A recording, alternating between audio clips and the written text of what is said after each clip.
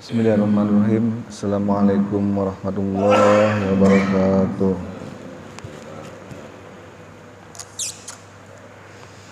Alhamdulillahilladzi anzala ala abdihil kitaba wa lam yaj'al lahu iwaja. Wassalatu wassalamu ala sayyidina Muhammadin nabiyil mustafa wa ala alihi wa sahbihi wa man ihtada amma ba'du. Hadirin jamaah subuh yang dirahmati Allah Subhanahu wa taala. Marilah kita senantiasa memanjatkan segala puji dan syukur kehadiran Allah Subhanahu wa taala yang selalu saja tidak pernah bosan memberikan segala nikmatnya, begitu banyak nikmatnya kepada kita semua. Salawat dan salam semoga selalu tercurah kepada junjungan kita Nabi besar Muhammad sallallahu alaihi wasallam yang sudah diutus ke dunia ini untuk menjadi suri tauladan contoh bagi kita semua. Semoga di akhirat kelak kita diakui sebagai umatnya dan mendapatkan syafaatnya. Amin ya rabbal alamin.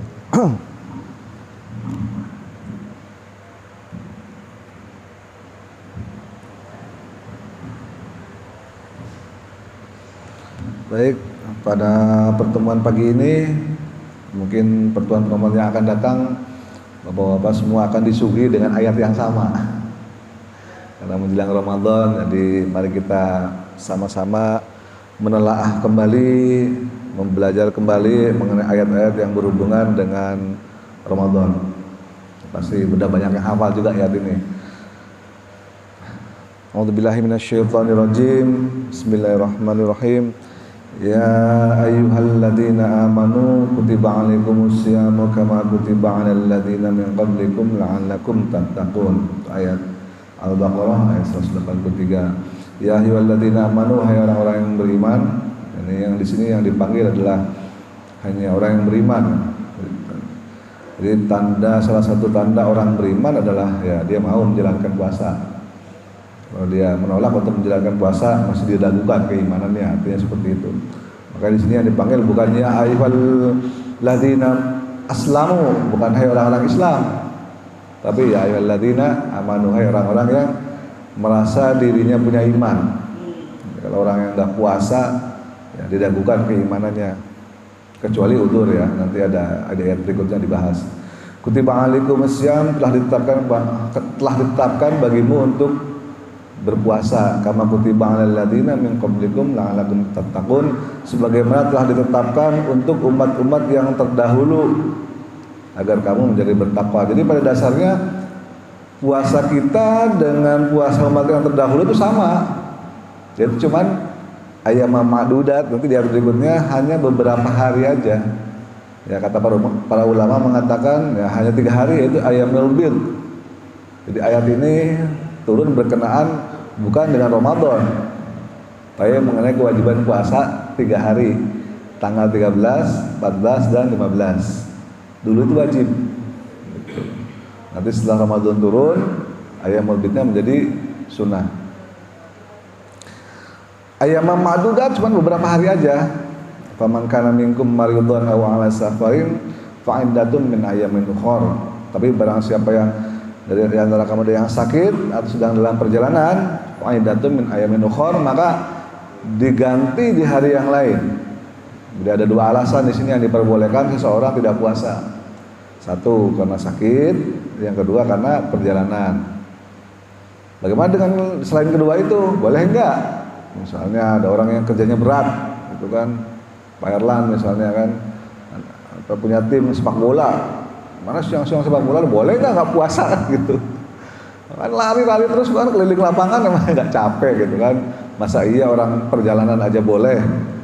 Ya kan, nggak puasa, tapi orang sepak bola lari-lari keliling lapangan harus puasa. Nah, gimana tuh hukumnya kan gitu. Nah, ini para ulama berbeda pendapat ya. Ada yang kekeh. Nah, kalau ayatnya cuma 2 ini, gitu loh. Aw ala safarin, safar perjalanan kan, maridun aw ala safarin, sakit atau safar, cuma 2 itu aja. Alasan bolehnya tidak puasa. Tapi kalau yang lainnya nggak boleh. Para ulama seperti, tapi ada juga yang berpendapat ya enggak dong. Ini adalah contoh bahwa Allah memberikan keringanan dalam 2 kasus ini, karena 2 kasus ini adalah yang paling umum terjadi. Bisa jadi orang itu sakit puasa atau Dari zaman dulu kan yang namanya di Madinah padang pasir semua gitu. Ya kan, kebayang kalau siang-siang puasa panas terik bisa semaput gitu kan, dehidrasi dan sebagainya. Dia naik onta atau naik kuda melintasi padang pasir kan gitu. Sementara dia puasa, padahal dia harus minum kan dengan terik matahari yang sekian puluh derajat. Kalau dehidrasi berbahaya untuk dia. Nah, dengan alasan yang sama, ada juga ulama yang mengambil keumuman ayat. Jadi ayat itu kadang-kadang ada ayat yang berbicara hal yang spesifik, tapi maknanya umum. Tuh. Makanya orang-orang yang seperti misalnya timnya Pak Hera sepak bola, boleh nggak puasa, nggak ada masalah. Kenapa boleh? Tonton juga diganti. Nah gitu. Faidatum min ayyamin ukhor. Nanti diganti di hari yang lain. Jadi meninggalkan puasa bukan semata-mata meninggalkan, enggak, kan nanti diganti gitu. Dan ada alasan, ada ilat. Ada alasan dibalik meninggalkan itu. Kalau dehidrasi bahaya kan untuk kesehatannya. Bisa semaput, bahkan bisa mati dia kalau kekurangan cairan. Kan gitu. Kalau nggak ada alasan yang berhubungan dengan kesehatan, ya nggak ada masalah. Sakit itu kan sehat. Perjalanan jauh, ya kan dengan terik panas matahari itu kan juga kesehatan juga. Sebetulnya inti dari dua alasan ini adalah kesehatan. Begitu menurut para ulama yang membolehkan pekerjaan lain di luar. Ya kan sakit atau perjalanan ini untuk tidak berpuasa, tapi tetap dengan syarat faidatum min ayyamin ukhor, harus diganti di hari yang lain. Wa alladzina yutiqunahu fidyatun ta'amu miskin. Dan bagi orang-orang yang berat, yutiqunahu berat menjalankan puasa, ya kan? Fidyatun ta'amu miskin. Silahkan diganti dengan membayar fidyah. Yang berat nih, orang berat itu dalam arti orang yang para ulama di sini menerjemahkan sebagai orang yang sudah sangat tua, di mana dia sudah sulit untuk mengontrol. Ya ini memang orang udah tua banget kan, nggak bisa, udah nggak kuat. Memang dia nggak sakit, dia sehat, badannya segar bugar segala macam, tapi ya kalau dibawa puasa bisa semaput gitu apa gimana gitu kan, udah nggak kuat banget. Nah, orang tua sudah tidak bisa otot-ototnya dikontrol gitu kan. Kapan dia buang air kecil, kapan dia buang air besar, udah nggak bisa ditahan dan sebagainya. Itu orang udah sangat tua, udah sangat sepuh.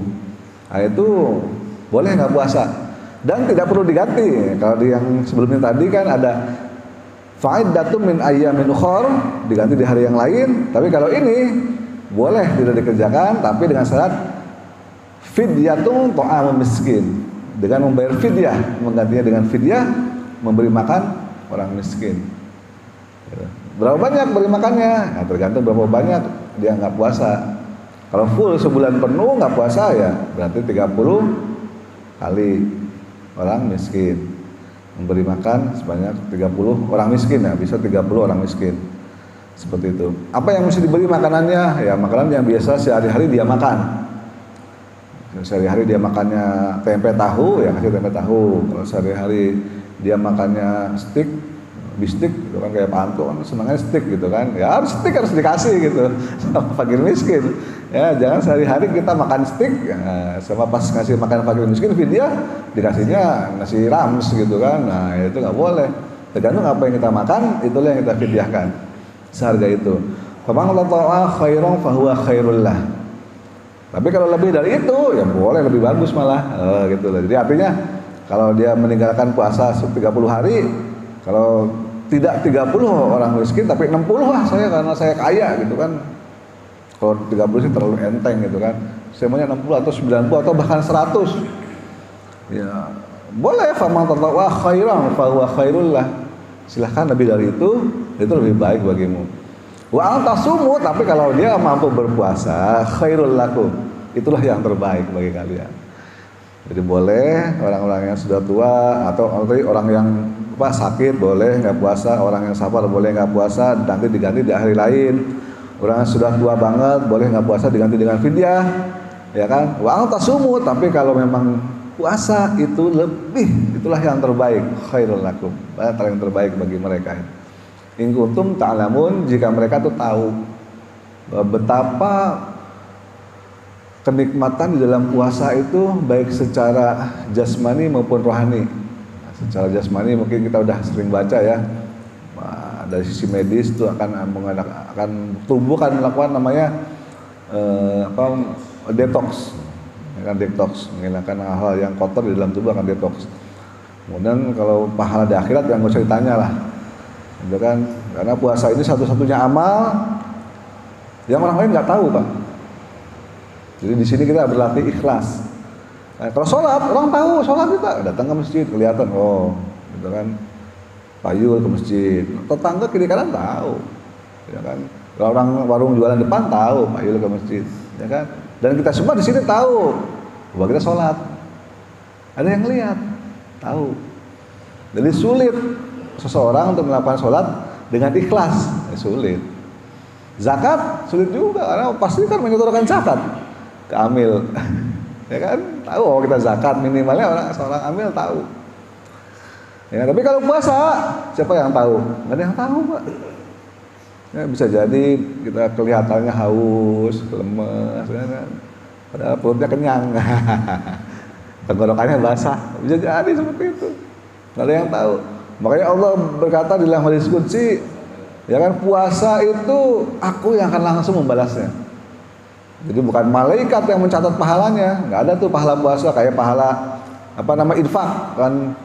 700 kali misalnya, pahala 10 kali, 20 kali, macam-macam. Puasa nggak ada, berapa kali pahalanya nggak ada.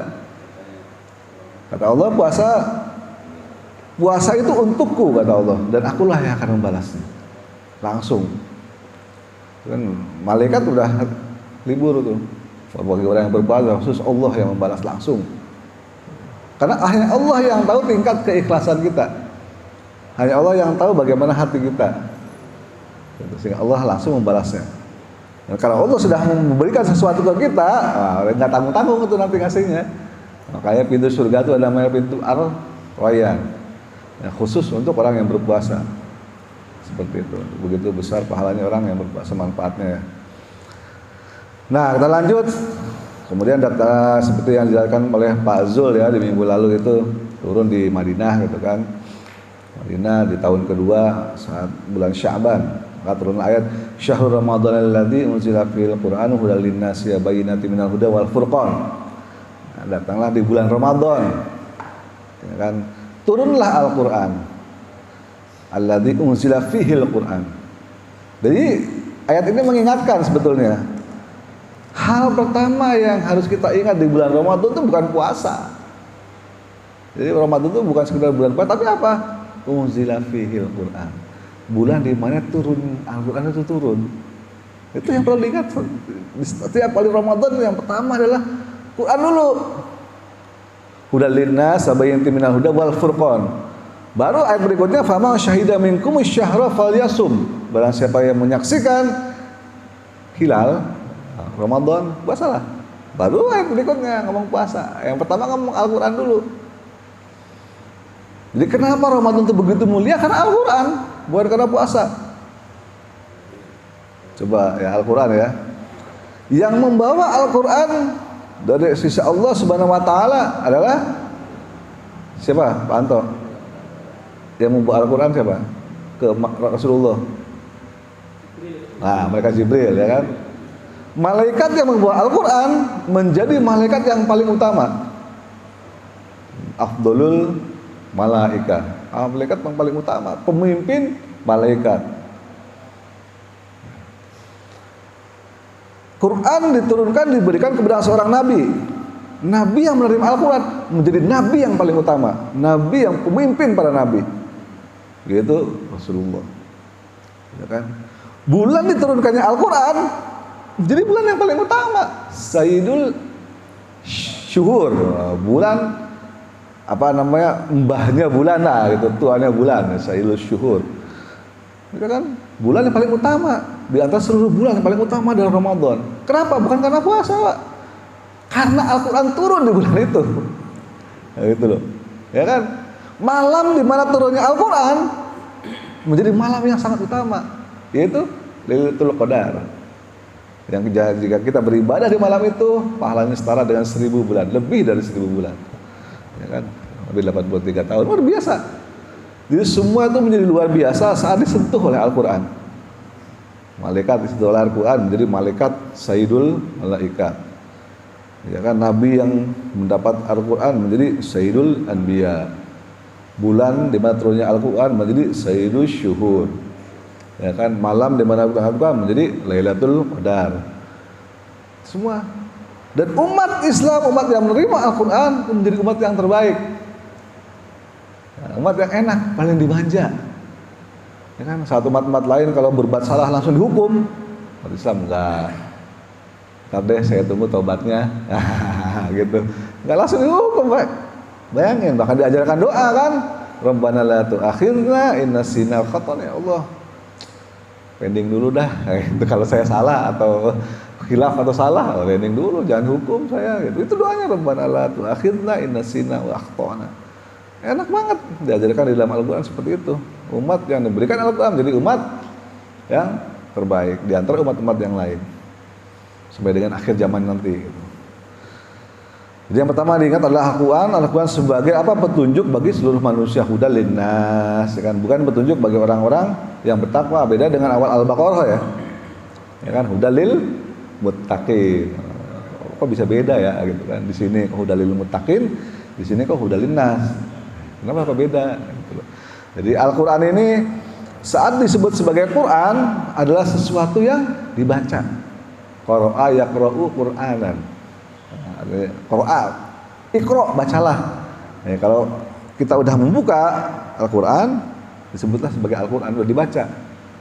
Gitu loh. Dan mereka yang membacalah yang mendapatkan manfaatnya. Tapi saat Al-Qur'an belum dibaca, belum dibuka, maka dia disebut dengan Al-Kitab. Maka disebut di alamat Al-Baqarah itu kalimatnya menggunakan dalikal kitab. Kitab itu bukan hadzal kitab. Kalau hadza kan menggunakan kata tunjuk dekat. Hadza. Tapi kalau Quran menggunakan kata tunjuk dekat biasanya karena Qurannya sudah dibaca. Nah, barang siapa yang mau membaca Al-Quran, siapapun itu, kan baik muslim maupun non muslim, dengan segala keobjektifannya, harus objektif ya, nggak boleh subjektif, maka dia akan mendapatkan manfaatnya dari Al-Quran. Banyak yang mendapatkan manfaatnya dari Al-Quran itu banyak. Ilmu-ilmu terdahulu kalau kita baca sejarahnya, ternyata mereka tahu kenapa dari Al-Quran nyontek. Dan karena mereka punya dasar pengetahuan yang cukup, contekan Al-Quran itu menjadi penelitian mereka. Nah, seperti itu. Banyak peristiwa-peristiwa yang terjadi. Dan Al-Quran ini secara umum bermanfaat bagi seluruh manusia, menjadi petunjuk, tapi secara khusus sangat bermanfaat bagi orang-orang yang bertakwa. Jadi secara umum bagi manusia semua, tapi secara khusus bagi orang yang bertakwa sangat bermanfaat. Karena kalau bagi manusia manfaatnya barangkali hanya di dunia aja. Orang bisa melakukan penelitian berdasarkan Al-Quran tentang peristiwa alam, peredaran langit dan bumi, ya kan, tentang peristiwa turunnya hujan. Itu lengkap banget kalau turunnya hujan, diceritakan dalam berbagai macam ayat ya. Ada angin ditiup, terbentuklah awan, dari awan terbentuknya hujan dan sebagainya. Itu diceritakan secara detail tentang kejadian manusia, ya kan, bagaimana manusia itu dari sperma bercampur dengan sel telur, jadilah ovum kemudian berubah jadi macam-macam tuh sampai jangan jadi manusia. Itu detail di surat Al-Mu'minun diceritakan. Jadi ada manfaatnya bagi manusia secara umum kalau mereka mau. Artinya nggak usah ada penelitian mikrobiologi seperti sekarang. Kalau mereka baca Al-Quran, mereka akan temukan itu 1400 tahun yang lalu gitu loh. Tapi kalau khusus untuk orang-orang yang bertakwa, beriman dan bertakwa, maka ada manfaatnya bukan cuma di dunia, melainkan juga di akhirat. InsyaAllah bagi mereka yang baca Al-Quran akan mendapatkan naungan di akhirat nanti. Faman syahida minkum asyara falyasum wa man kana maridun aw ala safarin. Ayat ini diulangi lagi nih, wa man kana maridun aw ala safarin. Dan bagi yang sakit, tapi di sini beda nih, ada sedikit perbedaan ya, mungkin yang jarang dikupas. Dalam ayat sebelumnya 184 agak sedikit berbeda redaksinya. Dalam 184 dikatakan wa man kana minkum, ada kata minkum. Tapi di 185 ini enggak ada minkum. Langsung wa man kana maridun aw ala safarin. Nah, kok bisa beda ya? Nah, gitu. Karena minkum, karena untuk puasa yang 3 hari tadi yang diwajibkan sebelum Ramadan, ya kan, boleh sebagian dari mereka, sebagian aja. Kalau memang sakit atau perjalanan boleh membatalkan puasanya. Tapi sebagian, nggak boleh semuanya, nggak boleh semua orang yang sakit, nggak boleh semua orang yang perjalanan batal. Gitu loh. Kalau di sini silahkan semuanya. Itu bedanya. Dan kalau di sana ada kata minkum, artinya kalau misalnya dalam satu kota ini ada 10 orang yang sakit, ya nggak boleh 10-10-nya nggak puasa. Hanya beberapa yang silahkan di antara sekalian yang memang benar-benar sudah nggak kuat nggak puasa. Tapi yang agak kuat dikit ya puasalah, masih cuma 3 hari kan gitu. Gitu loh. Kayak di sana ada kata minkum, kalau di sini enggak. Awalat safarin faidatun min ayamin khor yuridullahu bikumul yusra. Nah, kenapa enggak pakai kata minkum? Artinya semua boleh tidak puasa karena sakit atau perjalanan. Di sini disebut dengan Allah yuridullahu bikumul yusra. Allah ingin mempermudah kalian. Dan wala yuridu bikumul usr. Allah tidak mau mempersulit kalian. Kalau dulu memang puasa 3 hari itu berat dibandingin puasa Ramadan. Gitu. Kenapa berat? Tadi satu, tidak boleh semua yang sakit tidak puasa, hanya sebagian aja boleh. Yang kedua, puasanya itu bukan cuma di siang hari, malam hari juga puasa, Pak. Man shoma Ramadhana ihsanan wahtisaban ghufirallahu ma taqaddama min dzambi. Ya kan? Yang siangnya itu puasa, ada lagi hadis yang lain man qoma ramadhana, yang malamnya itu salat malam. Jadi maksudnya kalau malam bukan puasa, tapi malamnya itu adalah harus ibadah. Siangnya itu puasa, malamnya diisi dengan qiyamul lail. Gitu loh. Tidak ada aktivitas lain yang bersifat keduniawian, kecuali ya sekedar makan, minum itu masih oke. Tapi aktivitas seperti misalnya kita menggauli istri, nggak boleh dulu itu. Saat 3 hari itu betul-betul siangnya puasa, malamnya ya mulai selama 3 hari berturut-turut. Nah, begitu ketat, salatnya begitu berat, termasuk malam juga. Jadi selama 3 hari itu libur, nggak boleh menggauli istri dan sebagainya. Nanti ada dijelaskan di ayat 187-nya. Oke ya. Yuridullahu bikumul yusra wala yuridu bikumul usra. Allah memudahkan kalian, tidak mau menyulitkan kalian. Walitukmilul iddata walitukabbirullaha ala ma hadakum wa la'allakum tashkurun. Walitukmilul iddata, dan sempurnakanlah hitungannya. Nah, ini adalah dalilnya bahwa kalau misalnya enggak kelihatan hilal di malam Idul Fitri gitu kan, di malam takbir enggak kelihatan hilal, ya disempurnakan 30 hari. Walitukmilul iddata. Sempurnakan bilangannya menjadi 30 hari. Habis baterainya. Setelah disempurnakan bilangannya, kita yakin bahwa itu udah full, Ramadannya habis. Wa litukabbirullaha, maka bertakbirlah. Nah, takbiran. Ini dari takbiran di sini ada takbiran Allahu Akbar gitu kan. Sini. Ala mahadakum wa la'allakum tashkurun. Kita harus mengagungkan Allah atas apa yang telah Allah berikan petunjuk kepada kita, ya kan, supaya kamu semua itu menjadi orang yang bersyukur. Seperti itu. Jadi puasa 29 apa 30 nih, dilihat dulu hilalnya. Itu kan udah kelihatan belum? Oh, kelihatan. Ya udah, kita lebaran besok. Kalau enggak, sempurnakan. Walitukmilul iddata. Seperti itu. Sama dengan yang tadi juga di awal kan, faman syahida minkumus syahra. Barang siapa sudah menyaksikan hilal, berpuasalah. Ini di sini ini sebenarnya dasar kenapa ada ruqyat kan? Karena kita ada 2 metode ya. Ada ruqyat, ada hisab. Ruqyat adalah melihat teropong. Kan? Oh, ada nggak hilalnya kelihatan 1 garis gitu. Kalau kelihatan, baru kita masuk puasa. Ini beda bulan gitu loh. Ramadan atau masuk Syawal. Tapi kalau nggak kelihatan, ya nggak boleh. Kan gitu. Apa bedanya dengan hisab? Kalau hisab kan sudah dihitung menggunakan ya rumus-rumus matematika dan udah canggih sekarang ya hisab. Tapi hisab itu sifatnya hanya perkiraan, planning. Ya, sifatnya lebih ke arah planning atau rencana bahwa puasa nanti jatuh tanggal sekian, Ramadan jatuh tanggal sekian, Syawal jatuh tanggal sekian. Untuk memastikannya dicek and recheck dengan cara dilihat ruqyat. Kalau ruqyatnya sesuai dengan hisab ya sudah jalan. Tapi kalau nggak sesuai, ya harus digenapkan. Kenapa seperti itu? Ya memang ayatnya memerintahkan seperti itu gitu loh.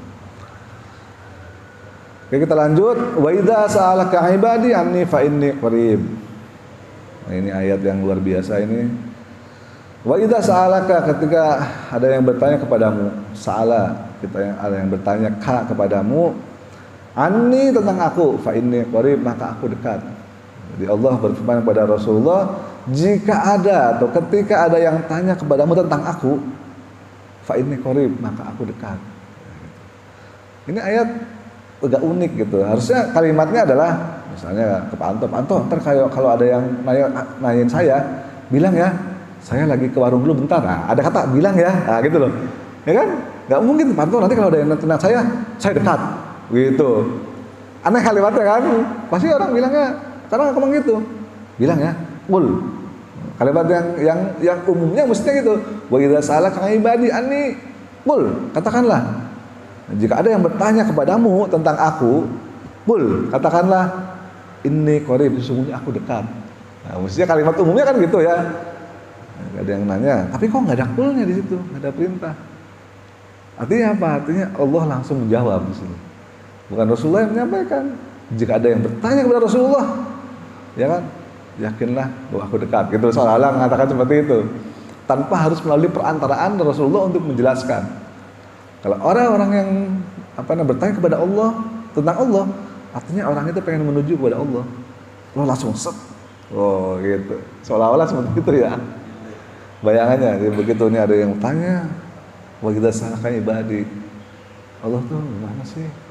Allah tuh sifat-sifatnya seperti apa sih? Ya, mau bertanya tentang Allah.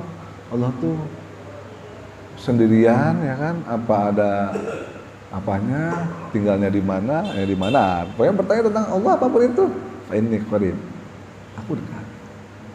Jadi jangan bilang Allah ada di atas arsy. Apa? Kan ada tuh kan Ar-Rahmanu 'alal arsy istawa gitu kan. Orang berkata Allah ada, tapi kalau orangnya jauh bagaimana? Dan mengabulkan doa, Allah dekat, fa inni qarib. Saya, ini loh saya. Allah berkata fa inni qarib. Aku, mau bayangkan Allah sama yang menyebut aku tuh dekat. Nah ini ayat ini turun di sela-sela ayat Ramadan. Kenapa? Karena khususnya di bulan Ramadan, khususnya bagi orang-orang yang berpuasa, fa inni qarib, Allah dekat. Ya, mintalah apa yang kau inginkan. Nah, ujibu da'watad da'i, aku kabulkan bagi siapa yang memanggilku, bagi siapa yang meminta kepadaku. Fal yastajibu li, ya kan, maka berusahalah untuk menjalankan perintahku, wal juminu bi, dan beriman kepadaku, la'allahum yarsyudun, dan supaya kalian memperoleh kebaikan. Jadi, khususnya di bulan Ramadan, ingat, fa inni qarib. Ramadan adalah bulan yang mumpung. Kita harus mumpung Ramadan nih, kapan lagi? Nunggu lagi nanti tahun depan Ramadan lagi. Kenapa? Doa-doa kita dikabulkan. Karena fa inni qarib, Allah dekat. Di bulan Ramadan Allah sangat dekat dengan kita. Mintalah ampunan, berdoalah dan sebagainya. Mumpung Ramadan itu mumpung. Kapan lagi? Allah jor-joran ibaratnya. Ya kan? Kalau ibaratnya kita ini jadi bos misalnya kan di kantor, tiba-tiba perusahaannya untung besar, jor-joran lah, lu bonus 10 kali gaji, lu 20 kali gaji, itu yang bagian itu 15 kali gaji, udah jor-joran. Allah tuh bulan puasa itu jor-joran.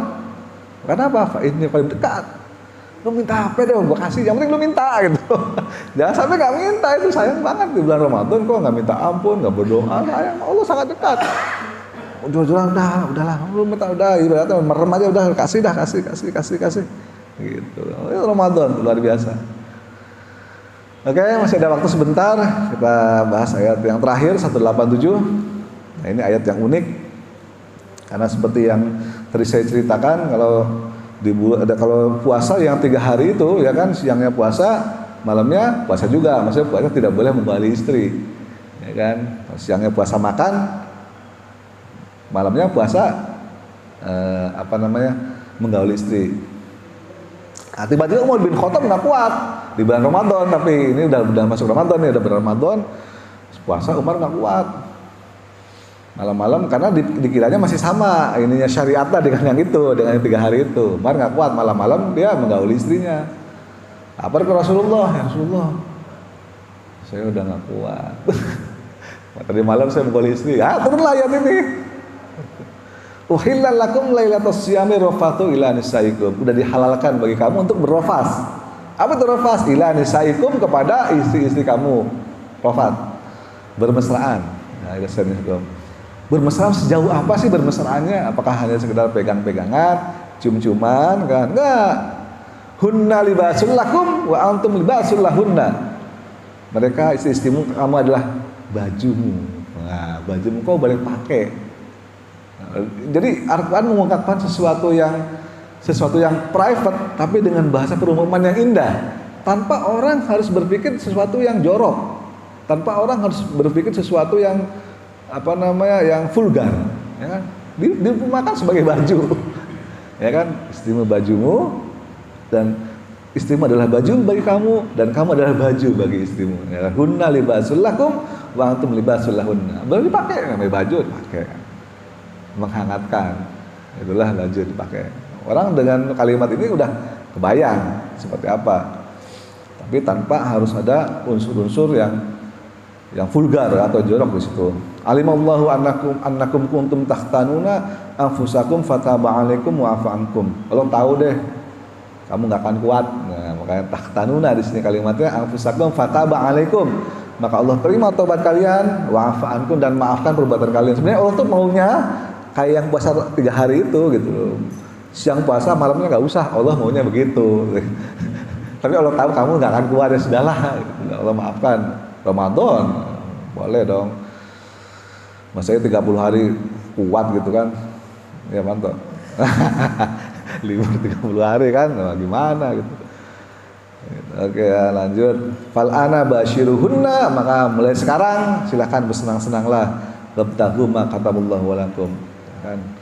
Baru lanjut, wakulu washrabu, dan makanlah dan minumlah hatta yatabayyana lakumul khaytul abyadu, sampai dengan kamu bisa membedakan mana benang putih dan mana benang merah. Itu kalimatnya. Khaytul abyadu minal khaytil aswadi minal fajr. Dulu sebelumnya tidak ada kalimat minal fajr, itu belum ada saat ayat ini turun.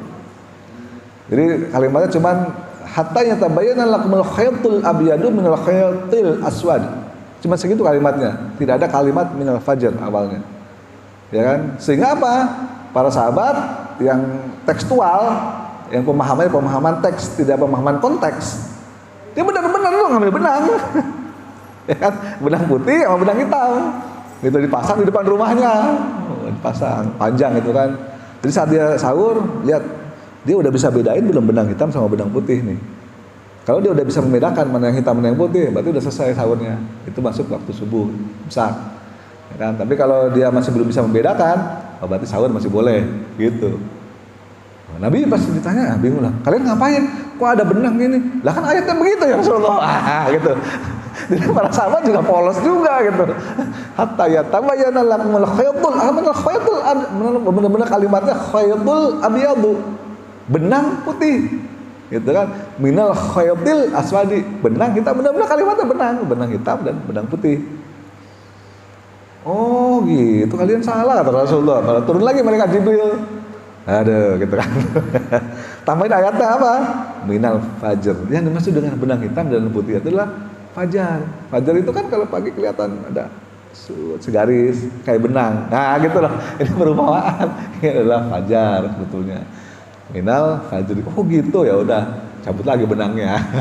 Jadi yang dimaksud adalah benang hitam dan benang putih pada saat fajar. Kan? Tsumma atimus siyama ilal lail.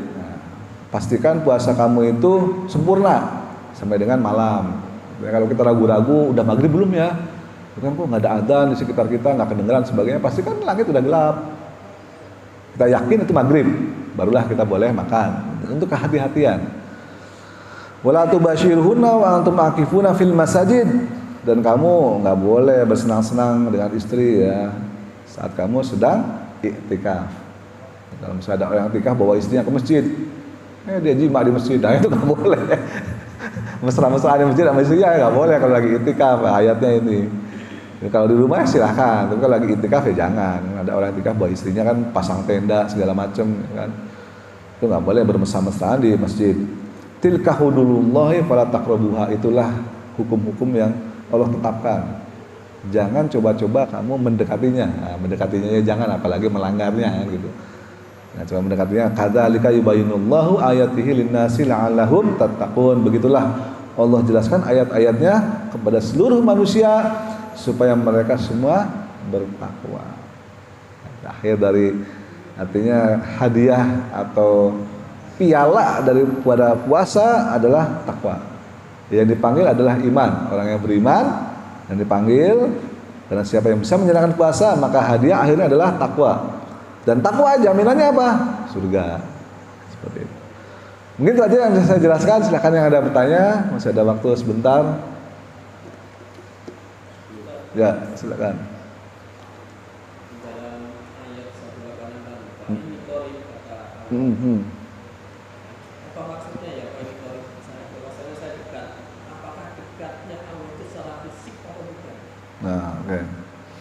Jadi kata-kata dekat ini memang jadi perdebatan para ulama ya. Jadi karena Allah disebutkan di situ menggunakan kata aku. Nah, beda dengan Ar-Rahmanu 'alal 'arsy istawa. Ar-Rahman ada di atas atas. Tidak menyebutkan aku, itu kalimat khobar namanya, kalimat berita. Allah ada di atas ars, Ar-Rahman ada di atas ars. Tapi kalau ini menggunakan kalimat langsung, artinya aku. Seperti kalimat inni ja'ilun fil ardi khalifah. Aku hendak menjadikan di bumi khalifah. Menggunakan kata aku. Karena Allah itu kadang-kadang menggunakan kata kami, menggunakan kata aku. Saat menggunakan kata kami, maka Allah menunjukkan misalnya gini, inna nahnu nazzalna dzikra, kamilah yang menurunkan Al-Qur'an dan kami akan menjaganya. Artinya apa? Allah melakukan penjagaan Al-Qur'an dibantu dengan kita sebagai manusia. Makanya kata-kata kami bersama-sama menjalankannya. Tidak semata-mata Allah sendiri. Ya kan? Ya ada orang yang hafal Al-Qur'an, ya kan? Ada orang yang mencetak dan sebagainya sehingga Al-Qur'an tetap terpelihara. Tapi kalau kamu menggunakan kata aku, nah ini prerogatif, udah kan bisa. Saya, ya kan? Fa inni qarib, saya dekat, ya kan? Saya akan jadikan manusia khalifah di bumi. Saya akan ini. Nah, kalau udah kata saya, Allah katakan, itu dia. Zatnya, ada yang para ulama mengatakan zatnya. Tapi seperti apa? Ya kita nggak tahu, Allah alam, ya kan? Zatnya, Allah sangat dekat, Allah dekat dengan kita, itu zatnya. Makanya ayat ini adalah sebetulnya membantah juga pemahaman bahwa Allah kan di atas, kita kan berdoa ke atas. Yang seperti itu ya, kita kan berdoa ke atas, Allah ada di atas gitu. Allah tidak ditunjuk dengan arah. Allah tidak bergantung dengan arah, Allah tidak bergantung dengan waktu, Allah tidak butuh ruang dan waktu. Allah tidak butuh dengan arah. Kan kalau Allah itu ada di atas, bumi kan bulat. Nah, atasnya mana nih? Saat kaki kita nempel di sebelah sini kan atasnya ke sono gitu kan. Saat kita nempel di sini, atasnya kan di sini. Nah, kalau atas itu adalah arah, nah bingung nanti. Harus kita nempel atasnya ke sini. Atasnya mana? Kalau atas itu adalah arah. Dan makanya Allah tidak bergantung kepada arah, tidak bergantung kepada ruang dan waktu. Jadi bagi Allah tidak ada dulu, sekarang, yang akan datang, nggak ada. Allah tahu semua. Allah lah yang menciptakan waktu. Allah lah yang menciptakan arah. Allah lah menciptakan ruang. Kita hidup butuh ruang, butuh tempat, butuh arah, butuh waktu. Allah tidak. Laisa kamitslihi syai'un, Allah berbeda dengan makhluknya, ya kan? Walam yakul lahu kufuwan ahad. Tidak ada satupun yang menyamai setara dengannya. Kalau kita berpikir dalam lingkup ruang dan waktu, dalam lingkup arah, Allah tidak, berbeda. Dan samakan. Jadi kalau bagi kita dulu, bagi Allah nggak ada yang dulu. Ya Allah mah begitu aja dari dulu gitu, sama begitu. Berbeda dengan kita. Nah, ya, silakan Pak Anto. Dalam hal meninggalkan puasa kan di ayat 184-nya dijelaskan bahwa ada uzurnya. Ya. Sementara kalau nggak ada dan di 185-nya itu diberitakan bahwa mencukupkan bilangannya. Ya. Artinya kan kalau ada orang meninggalkan puasa tapi nggak ada sebab, apakah itu bisa diganti? Enggak. Karena jelas dia tidak mencukupkan bilangannya. Ya. 29 hari misalnya, atau nggak ada sebab. sebab 4 hari. Apakah itu bisa diganti? Oke, memang untuk batal yang tanpa sebab itu tidak dijelaskan dalam Al-Quran, tapi dijelaskan dalam hadis. Gitu, dalam hadis Nabi ada seorang sahabat yang datang, ya Rasulullah, saya menggauli istri saya kemarin siang, saya nggak tahan. Gimana ya Rasulullah? Marahin sama Rasulullah. Kamu ini udah dikasih malam boleh, siang lu ambat juga gitu, ibarat kata gitu kan. Kan Allah udah berkata di dalam ayat ini yang tadi itu kan, malam boleh, rofat. Lakum di atas siami rofat. Siang-siang jangan, ulang lagi puasa gitu, langgar. Yaudah, apa ini nggak boleh, marahin sama Nabi itu. Berapa banyak batalnya sehari ya Rasulullah? Oke, setiap hari kamu batal, kamu harus masih makan 60 orang miskin. Oh, berat hukumannya. Kalau yang tadi kan fit dia tuh ta'amu miskin, 1 hari bolong, ya kan orang tua yang tadi cuma 1 orang miskin. 1 banding 1. Ya kan? Tapi kalau bersengaja 1 banding 60. 1 kali bolong 60 orang miskin. 2 kali bolong 160 orang miskin. Ya, itu kali aja 1 banding 60. 10 kali bolong 600 orang miskin. Ya Rasulullah gimana? Saya aja orang miskin gitu. Gue gak punya, boro-boro 60, saya aja makannya susah gitu kan. Ya udah, kamu ganti 2 bulan puasa berturut-turut tanpa henti. Jadi 2 bulan kan 60 hari juga. Kalau 60 orang miskin nggak mampu ngasih, diganti dengan puasa 2 bulan berturut-turut. 1 kali bolong 2 bulan puasa, 2 kali bolong 4 bulan puasa, 3 kali bolong. Nah, hitung aja, kaliin. Gitu. Nah, itu jawabannya persis kayak gitu. Ya Rasulullah gimana?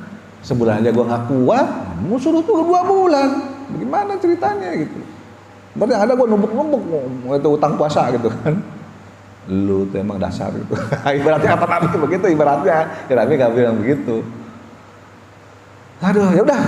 Kamu tuh duit gak punya kan. Puasa kagak kuat. Mulu apa sih gitu kan. Ya udah, terus Nabi ngambil karung kecil lah, kurma dalam ngambil. Dan nih kasih orang miskin di kampungmu sebagai kafaratnya, sebagai bayarannya. Ya Rasulullah, aku ini paling miskin, gak mau kok. Udah habis lah. Aduh, Rasulullah goda gitu kan. Ya udah, kasih makannya anak sama istrimu di rumah, udah selesai, pulang sana. Udah, pulang. Bawa kurma asik, makan kurma enak. Gitu, jadi seperti itu ya. Ya gitu ya kira-kira. Ya silakan Pak. Berkait dengan perintah puasa ini, itu sifatnya umum atau lebih ditujukan pada orang-orang? Karena gini berkaitan dengan apa yang kata Pak Anto, kalau sifatnya umum, saya kurang memenuhi bilangan, sudah diwakili kalau sifat umum Pak. Tapi kalau sifatnya orang per orang, artinya secara pribadi saya punya tanggung jawab. Artinya puasa itulah diri saya yang berpuasa. Jadi saya tahu kualitas puasa saya lebih tahu, saya berpuasa Allah saya lebih tahu kualitas puasa saya. Ya. Makanya saya ingin tahu kalau memang itu perintah puasa itu sifatnya umum, artinya ya ada yang menjalani. Saya tidak, artinya saya juga bisa dulu, bisa tidak. Kalau bicara soal bangsa ya Pak, jadi kalau memang perintah puasa ini memang sifatnya, walaupun kalau kita baca surat Al-Baqarah 183 ayat 185 perintahnya ditujukan pada pribadi. Hanya kalau saya baca perintahnya sepertinya menyeluruh gitu Pak. Jadi kalau memang saya lebih cenderung kalau puasa itu artinya pribadi kita lah kepada Allah. Jadi kita kepada orang-orang bahwa saya itu tahu kualitas puasa saya. Artinya dia bisa mengukur kualitas puasa saya. Orang yang tidak bisa tahu. Mungkin orang itu tak habis puasa tidak tahu kan. Tapi saya tidak bisa menipu diri. Jadi puasa itu sebenarnya kita melatih diri, hidup itu tidak menipu diri. Saya bisa menipu Pak Kaleh, bisa kali lipat. Bahkan saya bisa menipu saya puasa. Tapi menipu diri saya tidak mungkin saya menipu diri kalau saya puasa. Tapi saya tidak puasa, tapi saya berbuat seolah puasa. Itulah. Kira-kira. Kedua pertanyaan saya, ini Al-Baqarah 183 185 hubungannya ini kan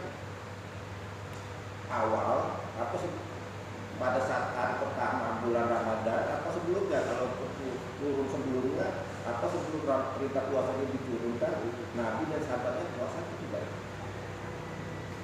Jadi yang pertama tadi udah saya jelaskan ya Pak, mengenai bahwa puasa adalah amalan yang paling ikhlas, karena hanya Allah yang menilainya. Kenapa ikhlas? Karena tadi Bapak bilang tidak ada yang tahu kita puasa apa enggak gitu kan. Kalau sholat orang pernah lihat kita sholat, zakat orang lihat kita zakat, haji apalagi kan, sebelum berangkat haji kita undang-undang dulu saudara, teman, keluarga kan, untuk ada acara gitu kan. Orang tahu, oh puasa nggak ada yang tahu, betul. Jadi melatih keikhlasan.